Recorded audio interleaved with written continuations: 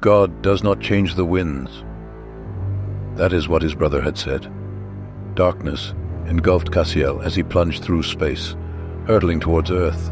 The angel braced his wings and fastened his grip on the sword, trying to find comfort in the last words of his dear brother. God does not change the winds. It was during the final days of the war.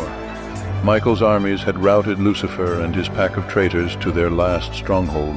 Nathaniel, the fairest of all the angels, had flown up to negotiate their conditions of surrender.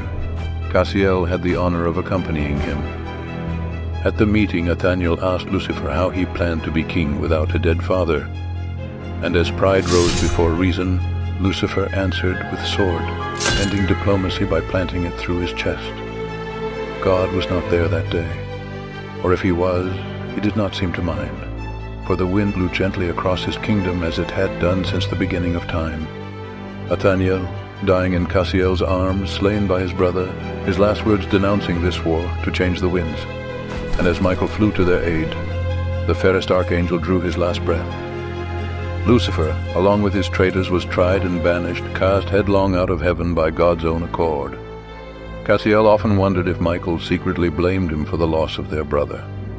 How fitting that now, eons later, it was his own destiny to fall from the heavens, to live without God's grace. He closed his eyes, the shame too heavy to bear for such a devoted servant. To open and see what they had seen, feel what they had felt. Never. Cassiel was no rebel. He had a true calling, still divine, if only by heart, one blessed with a purpose, a most crucial task, one that he was determined to see through.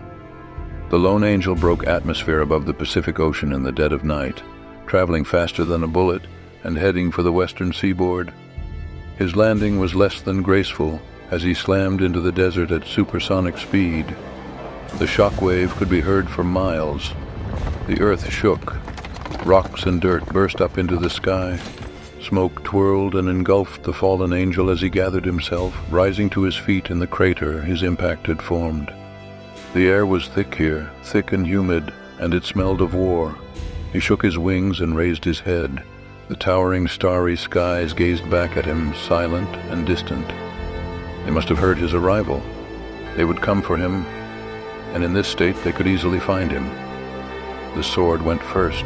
He firmly planted it into the center of the crater, quietly apologizing to Raphael for disposing of such fine craftsmanship.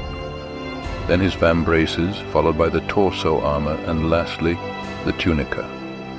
He stood there, naked and alone, a dagger in his hand. He looked up at the skies. The silent, starry skies gazed back at him. "I am Cassiel of Arabah," he whispered. "High Messenger of the Heavenly Host, Defender of the Empyrean."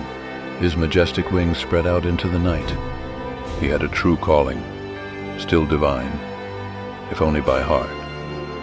One blessed with a purpose, a most crucial task. Then he tightened his grip around the dagger and proceeded to hack his wings off. The wind, blowing gently across the desert,